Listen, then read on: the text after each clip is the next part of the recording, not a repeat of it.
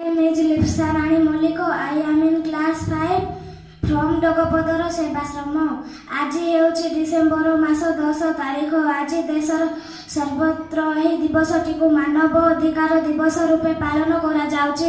ଏହି ଦିବସରେ ମୁଁ କିଛି କହିବାର ସୁଯୋଗ ପାଇଥିବାରୁ ନିଜକୁ ଧନ୍ୟ ମନେ କରୁଅଛି।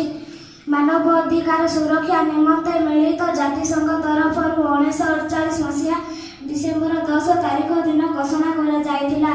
ଜାତିସଂଘର ଏହି ଗୁରୁତ୍ୱପୂର୍ଣ୍ଣ ନିଷ୍ପତ୍ତିକୁ ବିଶ୍ୱର ବହୁ ଦେଶ ସ୍ୱୀକୃତ ପ୍ରଦାନ କରିଥିଲେ। ପ୍ରକୃତରେ ମାନବ ଅଧିକାରର ଅର୍ଥ କ'ଣ?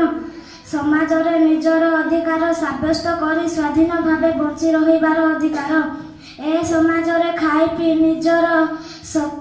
ପିଇ ସଚ୍ଚନରେ ଓ ସ୍ୱାଧୀନ ଭାବେ ବଞ୍ଚି ରହିବା ପାଇଁ ଜଣେ ମଣିଷର ହକ୍ ଅଧିକାର ଅଛି। କଥାରେ ଅଛି ନର ଦେହେ ନାରାୟଣ, କିନ୍ତୁ ଦୁଃଖର କଥା ମଣିଷ ମଣିଷକୁ ଘୃଣା କରୁଛି।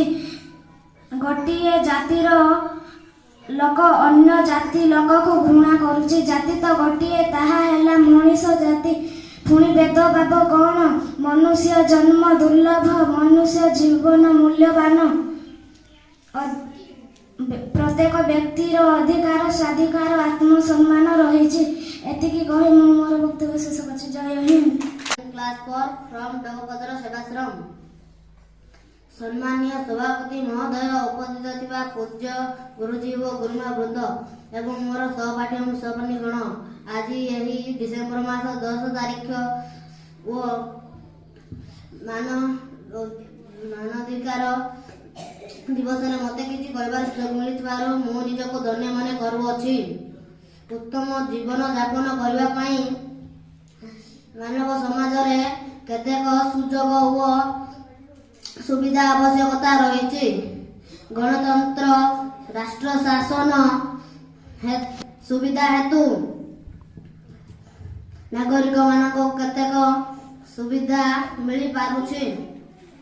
କାରଣ ଗଣତନ୍ତ୍ର, ରାଷ୍ଟ୍ର ଶାସନ ହେଉଛି ଲୋକମାନଙ୍କ ଦ୍ୱାରା ଏବଂ ଲୋକମାନେ ଦେଶରେ କେତେକ ମୌଳିକ ଆବଶ୍ୟକତା ରହିଛି ଓ ଅଧିକାର ରହିଛି।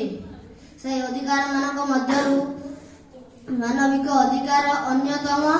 1948 ମସିହା ଡିସେମ୍ବର ମାସ 10 ତାରିଖ ମିଳିତ ଜାତିସଂଘରେ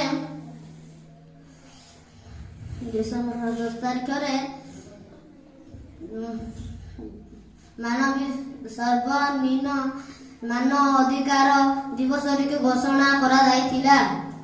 ସେହି ଦିନଠାରୁ ମାନ ଅଧିକାର ଦିବସଟି ଚାଲି ଆସୁଛି। ମୁଁ ଏତିକି କହି ମୋର ବକ୍ତବ୍ୟ ଶେଷ କରୁଛି।